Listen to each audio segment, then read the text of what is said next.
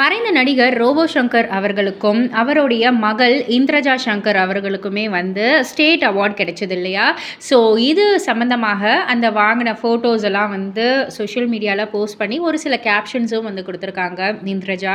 அதில் அவங்க என்ன சொல்லியிருக்காங்கன்னா, இது ரொம்ப ஸ்பெஷலான ஒரு தருணம், மனசு முழுக்க நினைவுகள், கண்ணில் கண்ணீர், அப்பாவோட சேர்ந்து பெஸ்ட் காமெடியன் அப்படின்ற ஒரு தமிழ்நாடு ஸ்டேட் அவார்டு வாங்குற பெருமை இன்று நான் மேடையில் நின்னாலும் அந்த சிரிப்புக்கு பின்னாடி இருந்தவர் நீங்கள் தான்ப்பா.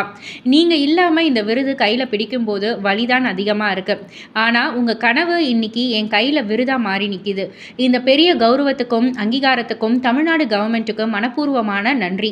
இந்த மரியாதையை அளித்த MK ஸ்டாலின் சிஎம் அவர்களுக்கும் உதயநிதி ஸ்டாலின் டெபுட்டி சிஎம் அவர்களுக்கும் என்னுடைய மனமார்ந்த நன்றிகள். சிறந்த நகைச்சுவை நடிகர் கலைமாமணி டாக்டர் ரோபோ சங்கர் வேலைன்னு வந்துட்டா வெள்ளைக்காரன் 2016ஆம் ஆண்டிற்கும் இரவு நிழல் படத்திற்காக, அதாவது 2022ஆம் ஆண்டிற்கும் சிறந்த நகைச்சுவை நடிகர் இந்திரஜா ரோபோ சங்கர் விருமன் படத்திற்காக 2022ஆம் ஆண்டிற்கும் இந்த அவார்டு வந்து வாங்கியிருக்காங்க. எனக்கும் என் அப்பாவுக்கும் வாய்ப்பு கொடுத்து எங்கள் திறமையை நம்பி மேடையில் நிற்க வைத்த எல்லா இயக்குனர்கள், தயாரிப்பாளர்கள், எங்கள் முழு டீம் அனைவருக்கும் மனம் நிறைந்த நன்றி. இந்த இடத்துக்கு என்னை கொண்டு வந்த என் குடும்பம், அப்பா கனவு கண்ட மேடை இது. இன்று இந்த விருது அப்பா பார்த்து கொண்டிருப்பார் மேலிருந்து. அம்மா கண்ணீரோட பெருமைப்படுற தருணம் இது. உங்கள் பேரனுக்கு கிடைக்கிற முதல் பெரிய கௌரவம் போல உணருது. இந்த விருது அப்பா, அம்மா, நட்சத்திரன், மாமாவின் கனவுக்கும் கிடைத்த வெற்றி.